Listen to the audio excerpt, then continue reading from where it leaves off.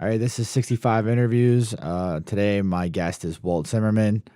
Walt grew up with me in Westmoreland County, the Southmoreland, a grade beneath me before we were really even close friends.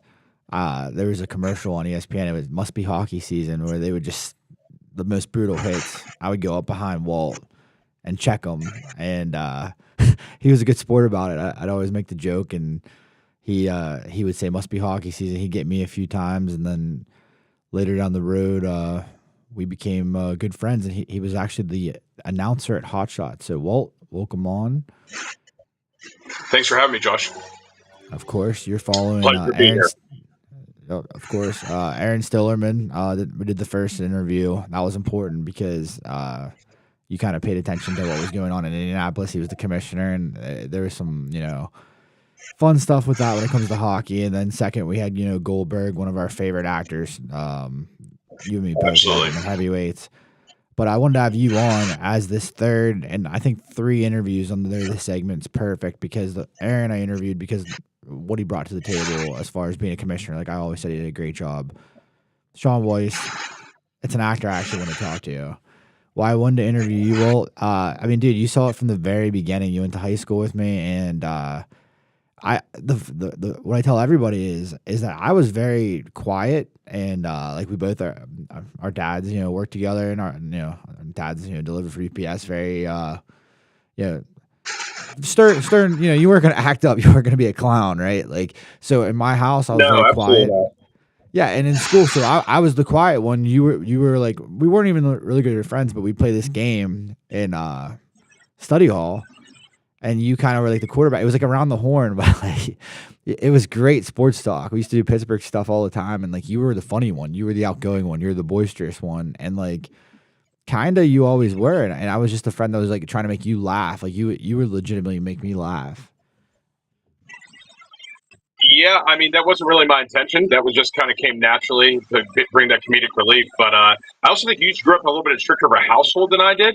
Not that my household wasn't strict, but coming from that UPS background, your dad was my dad's boss. So that was an interesting dynamic in itself. And I knew who you were going to school, so I kind of had to like let it slide when you would slam into me and said it must be hockey season. Because if I like just threw you up against the wall, like there was possible implications for my dad being he was under your dad.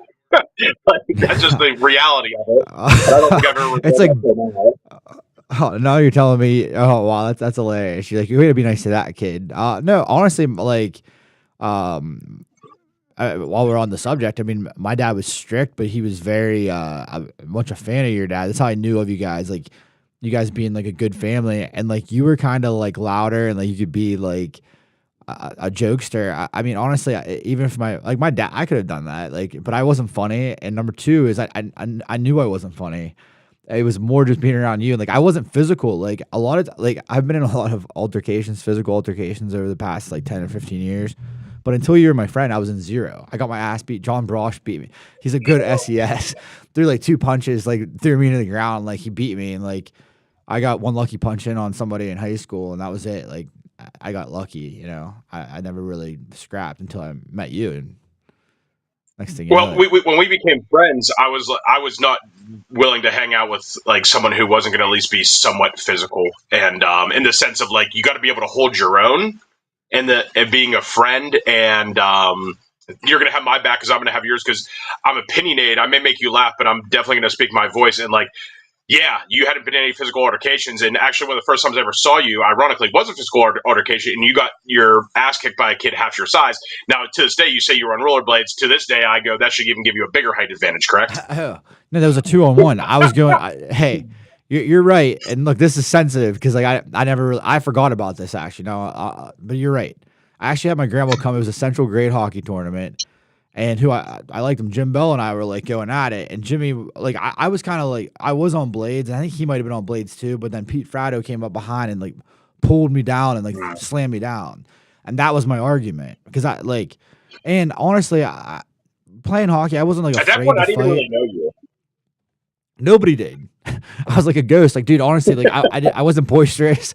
I was very much like I I think I had a personality in 5th grade because my dad always coached me, and it was very like my dad was my favorite coach to this day. He was stern with everybody, but like for me, like, he kind of like taught me how to bunt, taught me how to just survive because I would strike. I was afraid of the ball. Honestly, I was afraid of the kids pitching. Like kids pitched, frozen. But then when I did fake bunt and like started laying the bunts down, I just kept getting lucky getting on base because it's little kids are making errors. So then I'd have a little bit. I'd like lead off a little bit. My dad'd be like bringing it back in. Dad goes to work in West Virginia. I get Bob Garland as a coach, and Bob Garland, dude, it was you can swear in the dugout. Like it was a totally different. Like Romper room. Tom Scuderi very strict as a Mustang coach. My dad very strict, but he's my dad. You know what I mean? Tom scared me more because like he's not my. You know what I mean? They're professionals. Mm-hmm. You know, they're not. It's not a clown show. And when I played for Bob, it was serious, but it was like it was a free for all. It was a free for all. Call it what it is. You know, I was the only one. Like, okay, that's the way the Mike shall play kind of thing. JB, Mike Garland, Earl Gilbert, Alfie Argiro, Ozorowski, Chad Ozorowski. This is like when Chad was wearing the baggy pants and like probably smoking cigarettes in like 5th or 6th grade. This is all on one team. Yeah, I batted 5th on this team, and I got like that year was my best year ever. I was raking because like my dad was away. I could play cocky, like you know, because I suck. But I'd go up there and I would just like Bob would let me just do whatever, and like I started. We played against Bob King's team. I got called up, and I was like leading off. They kept trying to pick me off, and then Bob King actually took me my last year. Literally, Bob King drafted me. The worst season I ever had. Josh Grayback, Nick Speedy were on my team. After pounding the ball for Bob Garland, we went to the championship. Travis Pierce at All Stars hits a ball. Stupid ass me makes one of the best catches, but it like fractures my hand.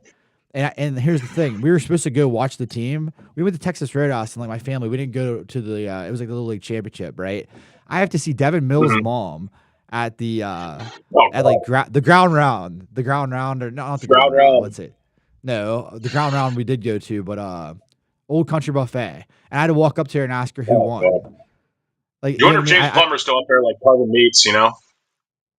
I didn't know you worked there. Oh yeah, he worked. Yeah, he worked there. Well, you're not saying that. Didn't have that on the big O card coming out today, but yeah, he was a carver. Like, hey, what's up, James? Still carving ham? Hey, you're not saying that in a bad way though. Like we all not at all, dude. That's what we all do in Southwestern Pennsylvania. We work normal jobs, and like, so what I wanted to interview you about really was your first normal job. Like, we were friends a little bit. Like, I don't know how we first hung out, but I think we got you a job at Hot Shots, and you were the scorekeeper. So like, you witnessed everything. Yeah. You witnessed the golden era, and like everybody that plays ball hockey in Southwestern Pennsylvania, like Hot Shots was special. But you were there at the very beginning. Talk about that. What was first off like our relationship?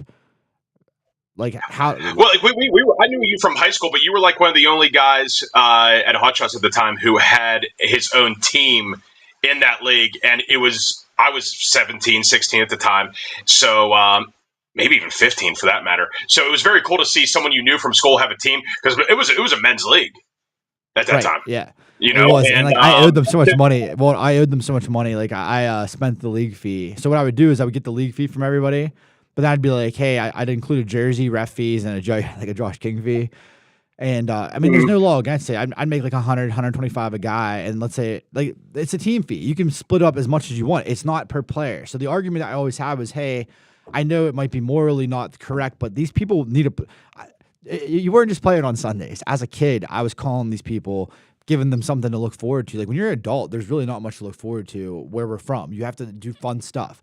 You don't have to go play in 9 different ball hockey leagues at 37, but you can do something that's a little bit something that kind of worth living for. You know what I mean? Yeah, like we grew up in a rather boring area, so you know what I mean. If you weren't golfing or fishing, you were you know, and that time you were playing ball hockey. You know, there was nothing really else going on. You're recruiting because like I had to bring people. We had to bring people from all over 100%. On Craigslist. We had the weird, and that's the coolest thing. Like but you were the scorekeeper, so you watched the whole league. So you've seen. This isn't about me because like I saw every team. I saw the best. I saw the worst of the worst. You know what I mean? I remember the Bear Nuts being a team, and like it was like watching the Harlem Globetrotters. Honestly, they were insanely good. Like. Them in their prime, I will take up against anybody I've ever seen. They were local PA guys for the most part, I believe. And you know, to see them go head to head with this like guys that just got off a UPS in the hub and like working midnights and just like got done ripping a joint in the parking lot, and they're just out there like to take out some frustration and like be physical. And you had teams like that. You know what I mean? You remember the in Angry both leagues. Beavers? Oh yeah, the Beavers hit. Yeah. Dude, it was the most Oh, physical Beavers were brand. super physical. Dude, the whole league, like that's what a lot of people don't understand. Like, why do you guys love that? Like, it was so like there was blood, sweat, and tears. Like Joe Santavica looked. I'll never forget it. Joe Santavica, one of the original refs. This is when I'm a kid, right? And I'm in the league, and I wasn't even a captain. So like, I played for a team called the Orphans. So my dad, he played originally, right? Like I'd go to all my dad's games, right? And at Hot Shots, him and Rick Barnett were going at it. Like, dude, it was the crazy slashes. It was fighting. It was Troy Perkins. Before I played in the league, I saw Troy Perkins. His parents are in the stands. Goes to mid court and is taking the stick, slashing people. Like, dude, for real. Like you seen. I'm gonna ask you about some of the stuff that you watched, but I saw this as a kid. I watched downright like stuff that should have put people incarcerated, dude. Like, I've watched people get body slammed in Hot Shots. I was like 16 watching grown men like just go up from behind. You remember Shank? He went up to Jimmy King, who was our age, and just hacked him in the chest or the back. He headbutted him, blood everywhere. Headbutted him. Shank is who I originally played. That's what it was. Yeah, it was a headbutt. Dude, before you came into the league, so before you came into it, so it was like a cup of coffee, you'd say, with the Orphans, right? I think I was like a sophomore, and I was timid. I played goalie whenever I was a kid. I wasn't good playing out at all. I sucked playing out. So I remember like it was like a young Jay Schultz. He's like, hey kid, do you think you can play some defense? I'm like, yeah, I think. I was like scared on the blue line, and I loved it. I'm playing in an adult league. I'm just trying to survive, right? So whenever it was my senior year, I'm like, do you think I could play in the league? I asked Rob Newton, and he put me on a Chad Trout's team, right? And they were like, they had crazy eyes. That John Hardy would block so much. It wasn't the best offensive, but John Hardy would block like 13 to 15 shots a game. Sean Ackerman, the best goalie maybe to ever play at Hot Shots, played for this team. He always played for Beer Nuts, but he played for Chad out of loyalty. He was like cool with Chad. Chad's his number one. You know what I mean? Sure. So I brought Bossert with me. And we sign up senior year, and like Bossert scores all the goals. I'm huffing and puffing. Like I'm not in the best shape. I just try to pass the Bossert, but then like I would play like good defense, like as a center. But we started winning games on that team, and then it got so physical. Like by the time the playoffs, like I had brought my girlfriend and the family would come to the games. I would be getting like hit. Not later on, I'd find that was nothing. But whenever I was a kid, you're getting hit, and your grown men are trying to fight you, and we've never seen anything like it. And you were the scorekeeper, and like a lot of people think, it's just so I had the front row seat to all of it, Josh. I had the front row seat to all of it, whether it was in games that involved you or didn't involve you. I remember a game in particular where the Scottsdale Manor Vegetables were playing the Diamond Cutters, and the Scottsdale Manor Vegetables had one of my teachers on it. I'll say his name, Mr. K. I won't say his full last name here for this purpose of this story. But you had him, Josh, and I know who he is. I was going to say his name, but I love that guy. But we're not going to say that. Good. Yes, I love him too. But across, I want everyone to like really let this sink in. Across the other team were kids that were students in high school who he had in class, right? He was a teacher at our school, was going up against another team with kids that he had in class, that I was in class with him. I'm at this game, right? He gets a penalty. At one point, he offers and attempts to physically fight the entire team, including multiple students that he would have. That was a Sunday night game. He would see at 8 a.m. the following morning and did not give a fuck. Right, that's good. Like that was a real thing. They were 18. They were 18, or they might have been 17. But yeah, in that league, talk shit, get hit. Either way, they were seniors in high school, and they were being offered to be fought.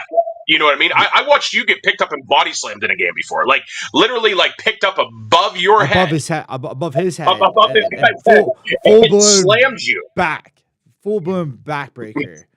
He picked me up, threw me down, and I got up. I did get up. You watched me get my ass beat so many times in those leagues. You got it honestly, though. You got it honestly. Like, I remember your dad in a game going up against also the Scottsdale Manor Vegetables, and your dad was getting into by a guy by the name of Buck Shea, who recently passed away. Sorry sadly. to hear But that. Yeah, very sad to hear that. they were arguing back and forth right in front of me. I'm in And this Buck Shea's scoreboard. scary. Buck Shea was he was an enforcer guy. Buck is a lot younger than your dad, and there's Right. also a dynamic here. Your Mark King is a boss at UPS. Buck Shea is a Yeah. employee at UPS. Like that, there's a little bit of a connection there. They offer Right. to fight. Mark offers to fight Buck. Buck's reply, who is a young, physical, big guy, Mark, if we fist fight, we're going to get fined. And I'll never forget what your dad looked at Buck and said, "It's a drop in the bucket, Buck. It's a drop in the fucking bucket." We'll lose our season fee. He It's a didn't drop care. in the Your bucket. dad did Yeah. not care. Well, he would never say it like that too. Like he's very frugal and very like good with his money. But the point was like, dude, I don't give a fuck about the $60. Like you're talking. I think Buck Shea would. I mean, he's not here. I wish we would have had him on. That would have been great. We should have had him on. He was very, very scary. Like, he'll start shit. Like back and forth. 100%. I stayed away. He was the first guy I remember wearing a tin visor. Do you remember him? Like it was like Ovechkin and Buck Shea were like the two tin advisors that I can remember. Like from that age, that was it. It was Ovi and Buck. He was pretty good too. Like he held his own. Like Buck Shea was a good player. And yeah, he was the Walt Kroger of Hot Shots back then. Oh man! You know, he could score 15 goals a year, and he would have 150 penalty minutes. That was just who he was. He was very unique. You know, because a lot of those guys were just goons.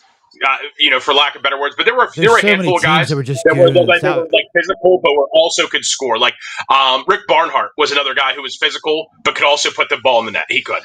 You know, for him and the Angry Beavers. He still can. He still can. He still always he'll get you one or two, and that like wrist shot. You saw Gene Perkins, which actually, so I played for Orphans a few games. Gene came back. Yeah, so Gene came back. This is whenever Gene was bigger. He came back, and I was hoping to play, and like I don't think he wanted anything to do with me, so I ended up on Chad Trout's team. That's where Bossert comes in, and then TJ comes in with the Phantoms, and like TJ and Bossert are great, and I'm just trying to hold my own in the back. And, you know, honestly, I would never even like really say much. Like a lot of my stuff was retaliate. Like it was just people's kind of hitting me first. I hate playing physical. So once they would play physical, I'd have to go into like that character to protect myself. Like you've seen it how many times.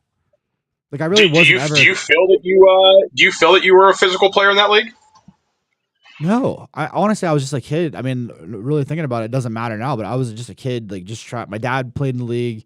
Just trying to be good enough to like be able to be invited back on a roster. You're not trying to score goals. And like what's crazy, it took a life of its own whenever I started having so many teams and my income was dependent on that. So like sometimes like I mean, sometimes I would just do stuff just because like to get kicked out of a game, maybe buy me a week or two to refund a player's money or something. But if I played 3 games that day, you know what I mean? So it's like I got to throw like, and it would just make you guys laugh. You were doing a lot of things back then to like, you know, supplement income, so to speak. You know what I mean? I mean the Penguin jerseys. I remember you were selling Penguin jerseys out of your you know, out of your bedroom for a while there. As a senior, I mean, it was a good time to sell them, but yeah, I never really had. It was during the Penguin phase, yeah. Yeah, no, it was like we don't have to go down that alley, but I'm just saying. Yeah, no, we don't have to get in the weeds there, so to speak. Right, but no, look, at the end of the day, like my argument about being able to make money, like being a captain of teams, is valid. Like nobody, hey, if the team fee costs $850, that's just to get into the league, right? There's not ref fees, there's jerseys are a team decision. So if not every player was required to pay the money, the captain is. So it's like I always operated like a business. Like, hey, it's $850, but that's my number.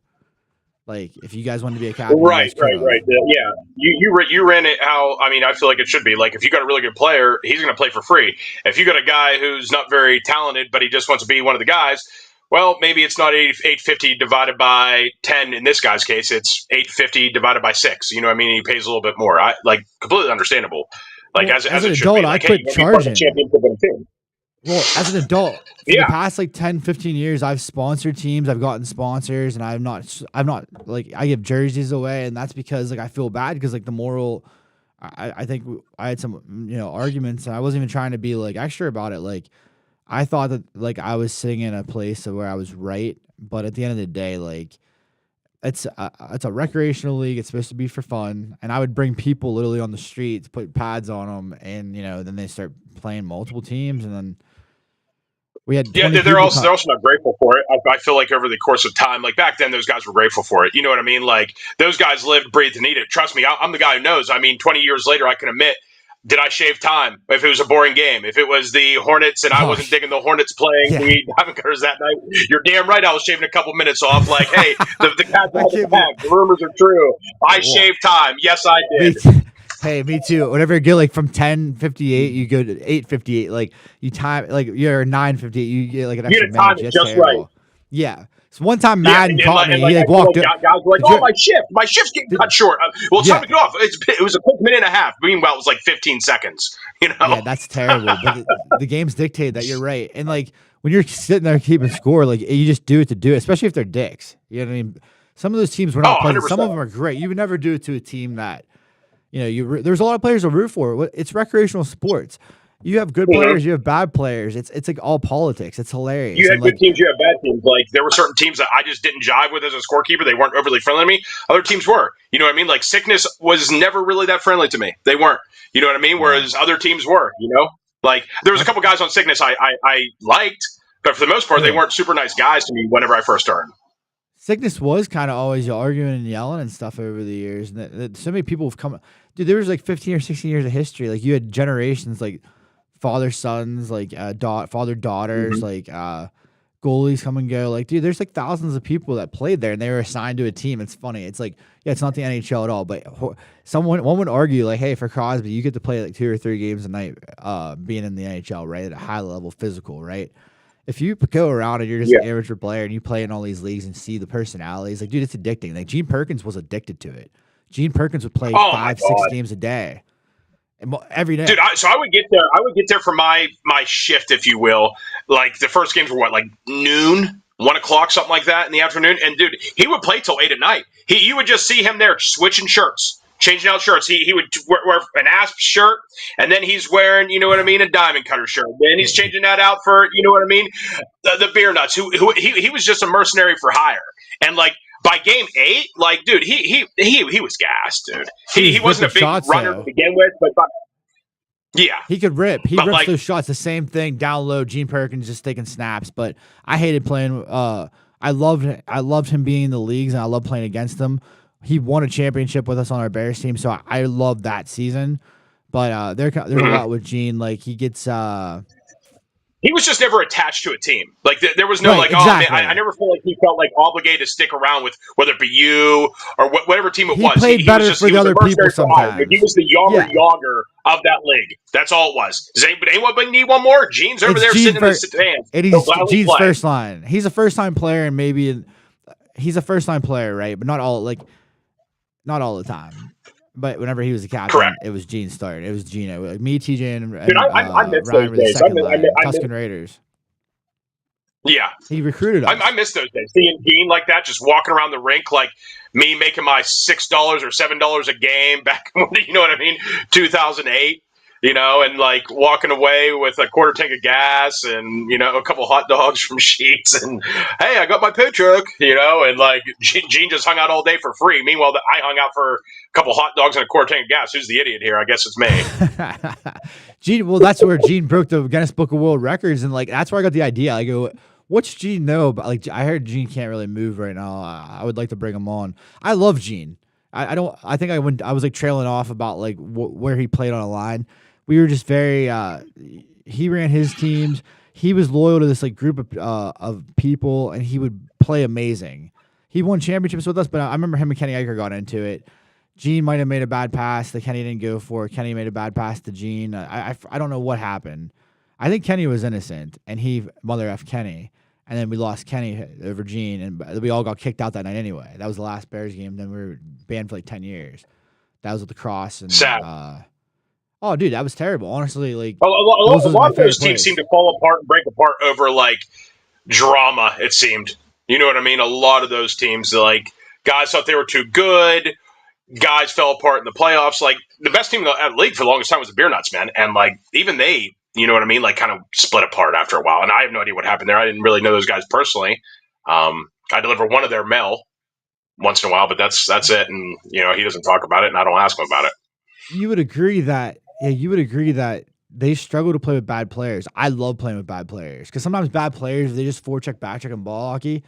You might end up being closer. Might win a 1 goal game. You know, if you block shots too, they hate whenever you For block sure. shots. and they hate the fact that they like. I don't know. There was a lot of the characters were the lower quality players, and like there were some like higher quality players that were way better than most of us. We're just trying to promote the sport because at that time that's how we were making a living. You know what I mean? Yeah, absolutely, Like more absolutely. And overly. I the like more roller teams, the more better. teams that played, the longer I was there. So the more games I got to score keep, and the referees got to referee, and then eventually it became roller, and I was doing. I became an announcer eventually. Remember that? That became the Yes, you were Inferno. really good. Yeah, and like all the good ball players went over and started playing that, and that was a lot of fun. But that I announced and everything. That was Tim Barese. One ref would always come over. He would scatter to me, because I was a scorekeeper from. He was one of the refs from Deck, and I was a scorekeeper from Deck. And we had these Saturday evening, Inferno games. There'd be teams coming from all over Pittsburgh, Philadelphia, Well, all over what the did he place. do? And Tim Barese made the same joke every time. The car. That's great. That's so great. Man, I love that. You've told me that story multiple times, and like just how Tim Barese was. Like Tim Barese was a great ref there. I mean, Joe Sanovica was the best. I was giving a quote earlier. There was a huge fight out. There's roller on one rink, deck on the other. There's a fight, and he just skates over casually. He goes, deck. Every day is the Stanley Cup. It has these guys are walking off like you saw. And some of these were badass Southwestern Pennsylvania guys. Like they were in a recreational hockey league, but they were coming to fight. Younger versions of hot shots, the older guys fought, and they would just fucking. I'm sorry for that. Like they, right? Like you've seen it They really got firsthand. into Like, it. Joe said it right. Every day in Deck is a Stanley Cup. No wonder Joe got into what he got into. Remember, like Joe had to really mellow out. Remember, we saw him ran to him in the South Side, and he was like part of like what was it? Some kind of cannabis, something like he probably needed that just to mellow out after all the melees and bedlam that he had witnessed. Timbery, people would scream. I mean, these are real life people screaming about a recreational league, but they did a great job of that Sunday league over the years. It's like you really did belong to like a. I don't want to say family. That's a weird word, but like honestly, like. It became like years, like where on Sundays you would want to come here and like if somebody like, oh, my wife's making us go this, like we'd almost guilt them, be like, oh, dude, tell your wife you have son. Like we're telling them what to tell their wives, like for Sundays, and like the older people did it best. Like I watched a lot of older people that like got along with their spouses. Spouses like, oh, Deck again, like because it never ends. Like I'm going to the best I saw were like the guys who try to get their wives to be into it and go, and that seemed to be like. Gave them a permanent green light. Like there were some wives, the wife in it. Dude. The wives, there were wives who would be up in they the were stands, and those seemed to be the ones that worked. Dude, at Hot Shots, yeah, it would be like there would be like 10 or 12 different families of girlfriends and like kids watching these guys play, and like if you touch, like if you're in a fight, they're like just screaming at you and stuff. It was a real thing. Like you can't find that anywhere else. I mean, at Bills you'll see it too, and like there's some crazy parents. At Bills at times, but I've seen your videos. I've seen your videos. I don't want to post that because it's like taking advantage of a situation because like there's a lot of turmoil. But like that's the thing. Like when you witness it, I don't want to start stuff. And like honestly, like look, I played roller too. Like you saw firsthand. Like I would never really. I would stick up for like people because like some of these guys would go after weak people, and they would like really be like they would hit them and hurt them. So a lot of times I would just pretend. Yeah, so you knew I was kidding, right? The whole time, like I was just like, "Hey, watch this, Walt. I'll get him going," and I'll just go into like it was a joke. You know what I mean? And even nowadays, like, are you referring to the time at Bills when I was playing with you and you said, "Hey, Walt, watch this"? Oh, and then I hit the guy. And you hit the guy in the back of the head. You cold cocked him. 10 years, just for a laugh. Yeah, it was to make you laugh. You were fully there. I think I stopped. Hey, it made me laugh. But that goes back to like the whole start of all this whole conversation. Me trying to, you thought like I just made you laugh, so you always want to make me laugh. That was you punching a dude in the back of the head. Yep, you're trying to make me laugh, and it worked. Right. But it was like, dude, that dude was on the ground rolling around. I'm like, dude, that's assault. That's assault, brother. Hey, no, to be fair, I stopped. I knew he was gonna go down easily because of momentum, so I kind of stopped. He went down, but like it looked worse. That was theater to you. For all these years, you give me credit for that. And it was 10 years ago. I don't want to look. What happened with Mark Sanchez? All physicality. Remember we go to Southside and like I shocked you did this, right? You go up and like shoulder somebody, and I would do it too. And like people that would beat our ass would back down to us. We would just be like, we kind I of would like never do that nowadays. So I'm not never. promoting that now for like not done No, or anything. no. Years ago, this is the truth. In Southside, it was around New Year's Day. I was just like drunk, and I did it by myself. Went out and did it by myself. Hit this guy, right? This guy goes, "Hey, I'm gonna give you one chance to back the fuck up, and I want you to Google me." This is like on droids in like 2008, and it was like sure enough, this like Providence like AHL player for whatever reason he's an NHL and he's an enforcer, and I go, "All right, I'm sorry, man," and I snapped out of it real quick, and I was like, "Dude, like that could have gone really Can't do wrong." that anymore. And what am I doing solo too? I got paid back years later. I would never do that. I don't promote violence. And like in Cincy, I didn't really talk about this, but went to the game, couldn't find my wallet. It was actually at the Airbnb, but like so I have to use like I'm not the best at technology. I have to use my debit card to like pay for stuff. So I was like shy about it. I got like a beer. Somebody made it was a pot brownie. I ate the pot brownie and went to the game. My friend, he like didn't let me use his debit card, which is weird because like, dude, since that I can Venmo you right now. He's like, no, use your phone, and like I just didn't want to do it. So we're at an Uber, and this is not his fault. I decided to go to the bar with him because just in case my wallet wasn't there, I was hungry. So I go out with him, and the Uber's in the wrong lane, and we're all scared. Car's coming this way, right? Yeah. He freaks out, starts screaming at the Uber driver, gets out of the car. He paid for the Uber. I got to get out.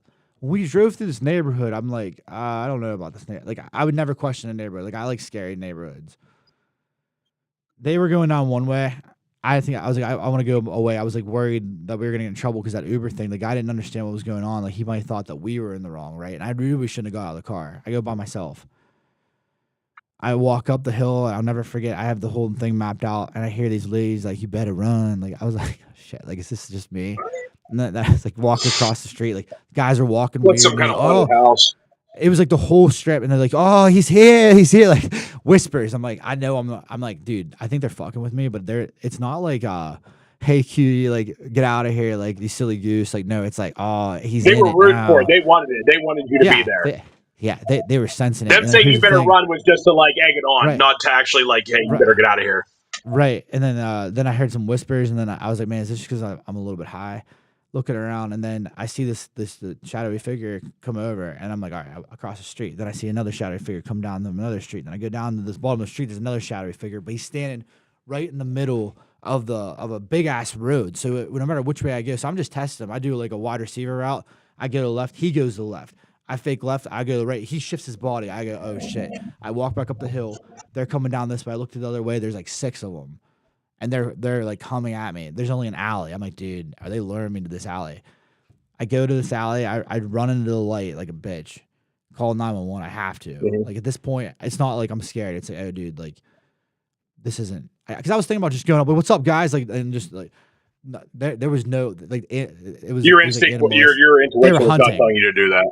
They were Yeah. hunting, and then I called the cops. Somehow, I get right in front of the camera, and they're watching me. I see them behind me. I make waves. The cop pulls up out of nowhere, but my adrenaline's still super high. He gets out a little bit skeptical. It had to be a weird ass voicemail. I'm like, they're after me. They're gonna get me. Like, I'm telling them they're gonna get me. Like just follow the phone. I don't think I'm gonna be able to like get out of this. Sure. The cop walks. Like, cop comes and he's kind of like he's a different type of cop. Like it's almost like I thought he was like an impersonator. Like, is this really a cop? Like the lights of the vehicle might not have been like the brightest. Like the vehicle was like older. You know what I mean? When he got out, it was like he walks back in the alley. He's back in the back alley. It's going like a minute, 2 minutes. Almost. He was the officer that nobody wanted to take that call. He was like, I guess I got to take it. Well, he goes away for 3.5 minutes, and I'm like, wow, like there's these guys. Like even for the cops, I was so on these guys. Even if the cops were there, I don't think they were above like going after a cop. So it concerned me. Then he came back. He goes, I don't see anything. I go, all right, well, is the bar right down? And then short of the bar's down there to the right. I thought it was so far away. It was on. I went down the wrong street, and Got like, lucky. I would never be scared of that stuff ever, like ever before. No, that's not your personality. Like we've been in that situation a million times, whether it be the South Side, like you spoke about, hot shots of the years being physical altercation, but like something like that, that's a whole different animal there, man. Then we Googled Like it. especially if Here's they're the thi- following you. then we Googled it and like it was like that area, and then I was watching like the news, like there were like assault, like aggravated assaults are staggering more than the residents there. And then what they had, this is like the last little thing. It's not to promote like something that's totally random, but the kids in Cincinnati, they're selling homes. They're like, oh, we've remodeled this area. They're putting these kids in Cincinnati. Trying to build it up. Dude, Trying to build it up. they Like, were hey putting guys, it, dude. There's no way, day or night, the dad is dropping his kid off, and he's saying, "You're right. Get the fuck out of there." I guarantee people dropped out over you're this. safe here, son. You're safe here. There's no way. And like even if you're just the most naive person, there's no way after one night that you're gonna be all right. No matter what, no matter who you are. It was like I don't even like if you're not in that gang, like no person is safe. It wasn't a me thing. It I'm wasn't sure. what I looked like. I'm It sure. was any You're it was in any the human. inner city of Cincinnati in an area you don't know. So Right. yeah, It's like what are you I mean, doing? Let's be smarter, right? But but there's people that probably don't know because Cincinnati, you're in a beautiful city. You don't expect something like that extreme, like right behind. I didn't know that about Cincinnati until you told me that story. So The business owners, there's a hookah lounge that's open till like 4 a.m, and it's like businesses are opening and they're closing rapidly because they can't control the crime there. It's bad, and people are like, there's like murder. Like that night there was a shooting, and like that night, like honestly, yeah, like, Cincinnati. That's a negative for me then for going forward. yeah, I'm out on Cincinnati. The Reds game, what we went to on Easter, is going to be the last time that we've gone to Cincinnati. I'm out on it for sure. And look, what a terrible lineup for the Pirates to go out on. Hey, we got to put that Pirate. God. If I had a graphic artist right now, I'd put that Pirate lineup out, and I bet heavy on the Pirates. I was like, I wish we had that lineup handy. That was the worst lineup I've ever seen in my life by an MLB team in my life. That Sunday, that it was a Sunday game against the Dodgers. I mean, against the Reds rather, and it was abysmal. I don't even know if IKF was in that lineup. Maybe IKF, who's currently in the World Series, maybe he was in that lineup. I don't know. no way, no. I remember there were guys I don't remember even though who they were. Chang or something played shortstop for real. Yeah, it was some guy I never heard of. Yeah, 0 for 4, and then like Adam Frazier played. I like Adam Frazier a lot. Had a great. Remember he quit on that fly ball. I wouldn't say quit. It was a questionable. He didn't look very into it in left. We talked about him. Like, what, Adam Frazier in left. This is like, what's he doing in left? You know. But he was the left fielder that day, and it didn't go well. Oh man. Well, all right. Well, you've been watching a lot of NHL, and also like in the future, because you kind of, I appreciate you taking your time on the ball hockey stuff. Yeah. You've been watching a lot of NHL, and you're like me. What's your team right now that you would say if God came to you as you can only watch one team for the rest of your life? Who is it? Hey, you already. It's the Detroit Red Wings. It's been for a lot of years now. So there is no doubt about it. That's still my team. They're in second right now in the division, and they're still a lot of fun to watch. But there is other teams that I've been into watching. How I became a fan? Great. Yeah, we went to Chicago for the night before they were going to play that outdoor game. And you were rooting for the before Blackhawks. the Winter Classic at Wrigley Field in Chicago. Yes, we all were rooting for the Blackhawks, but the Red Wings fans treated us all super nice, and you instantly fell for that team. And we watched. Do you remember? I was wearing a Blackhawks jersey, and I took it off. Right. They were so friendly in the middle of that game. The Joe, it was great. Remember Dirt? He ended up getting it. What's the infamous thing that Dirt got, like food wise? A Chelios cheese dog. Yeah, he wanted a Chelios cheese dog, and like, dude, that's back when we were still on like kind of hot shots money, and he wanted like a $13 chili dog, and like this was like a $13 chili dog in like 2009. That was trib money. That was trib money, but I was playing poker. That was trib money where I was playing poker. Where even a couple $100, I was like broke because that was like the buy-in. I'm like, dude, I don't have any money. Do you remember Dirt what he did? Do you remember what he did to like when we stopped at Sheetz on the way there? Because he was hungry. And he needed cigarettes. Do you remember what he did? Yeah. He went to both of us individually, and he got. And said he was hungry. Right, of course. He got, and he goes, and he laughed. He's the best. He goes, I had to get ciggies. We're going away. But he was great. He's the MVP. He drove home in that snowstorm. It's through a blizzard.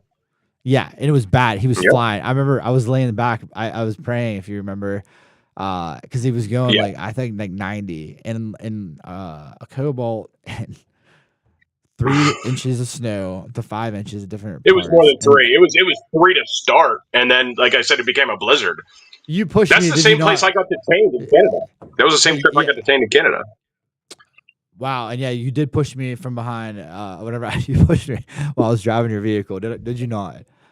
And why? Yes, I pushed you while you were driving my vehicle, but it was my vehicle, so I felt inclined if I Yeah. wanted to. Yeah, but why? Like, am I the bad guy? Let's find out right now. What's the story? There was an SUV in a ditch, like a big Subaru in a ditch with all kind of snow, and Josh wanted to stop and help these people out. We stopped for a second. They spoke no English, and so there was no way to communicate. Like, hey, what do you need? What can we do for you? There was no exchanging of that. So it's a big Suburban, and it's my small Cobalt, and Josh is mother effing me because I'm like, dude, there's nothing we can do. We got to go. And Josh got back in, started driving, and was just letting me have it for being what he considered a POS. And eventually I decided enough, and I shoved him behind the wheel because I was like, what can we literally do for a big Suburban down in a ditch in Michigan with my Cobalt right now, Josh? What would you like to do? I was gonna walk. Remember, you pulled over. You just let him walk there, and then I was gonna walk. I mean, thank God. Yeah. You guys, I walked for like a second. You guys came and picked me up. Like, it was not the place to be doing any theatrics. I just couldn't believe you pushed me behind the moving vehicle. I was like, dude, you just pushed me. I was driving. Like, we were maybe going like maybe 15, 20, but in like snowy conditions. But like, you full blown checked me into the window. So that full circle, I hit you into the boards whenever we weren't really that good of friends. And then what would have been the end of our friendship. The only time we were dangerously close to not being friends, I asked you to go to the pirate game. We were working for the Trib, selling papers, like indirectly, third party CPU. And I go, hey, well, let's go to this day game. And I said Buckos are no. playing. No, oh, I think you said maybe. I'm going to call. You said maybe you said no or whatever. You called Joe, and then Joe calls me. What did Joe say? He's like, oh, you're going to a pirate game during the daylight, and you have White Oak Giant Eagle, the best store in the schedule, just going to sit there. Nobody's going to be behind the booth because you and Walt are at a pirate game. I'm like, oh wow! So not only did you knock out of the game, you told on me, but I don't know. That's I don't know if it was exactly I told on you, but like I definitely like I don't think I just like called to tell on you to tell for the sake of telling on you. I feel like I somehow like got brought into it somehow, and I rolled over on you. It wasn't like I went and told on you. Maybe you were trying to just see if Joe would be cool, but like, yeah, maybe we're going to the Bucko game and then hit White Oak hard or something. You know what I mean? Like maybe you were trying to get it, something along those lines. Yeah, I don't want to paint you. We could talk CPU stories for days, man. We could talk CPU story for days. I mean, me and you know what I mean, being obese in Hawaii, you know what I mean, and that was year 2 you tell the company, vice president of the company, you didn't come here to kiss rings. Remember that, Kelly Blair? Yeah. Hey, Kelly Blair, I didn't come here to kiss rings. Well, that's because I was drunk. I had Jose Cuervo or something. I lost all my money playing roulette. And also that I was trying to make you guys laugh. Like, I wouldn't act like that. Plus, Kelly Blair was walking around like he was, man, real cocky, right? He was walking around like he was vice president of a Fortune 500 company, is what he was doing.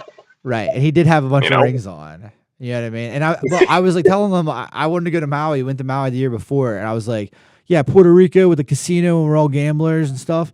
Why are we in Maui? But, you lost your money in minutes. Well, if you remember, I put it as we wrap things up. I put the money on 15 black or 17 black over and over again, right? And then I put the most money I was going all in, and they stop. If you remember, they take your bets back. You can't bet. They do a roll. Nobody's on the thing. It goes 17 black. I started going ballistic, so I went up to the upstairs. Well, I put it back. I tried to hit it again. You know what I mean? Like doing whatever. It's so stupid. Lost it all. And then I threw a temper tantrum, went up to like the top. I was trying to get them to at the casino. We almost got in trouble. Like they thought about it for a second because I was like, "Look, go watch the tape." I kept putting it on over and over and over again. And what are the chances it would hit? You saw it hit, right? It wasn't just like a figment of my imagination. Like I kept doing it. You flipped out. You flipped out, and it was just weird stuff happened to us on those vacations. You know what I mean? Like, but. Do you remember the breakfast voucher? The breakfast voucher too? Like, there was a weird thing with that. We'll go into the breakfast in 1 second. I put all my chips on that, and they made me take it back. Remember? And then they ran the ball, and it hit, and nobody was. And then it landed on what you wanted, 17 black. Yeah, and I was like, "What? I don't understand." I was like, "I'm so confused." And then I lost it all again. So don't worry, like I lose the rest on my own. But I stopped the game. I think right. Yeah, that story doesn't end well.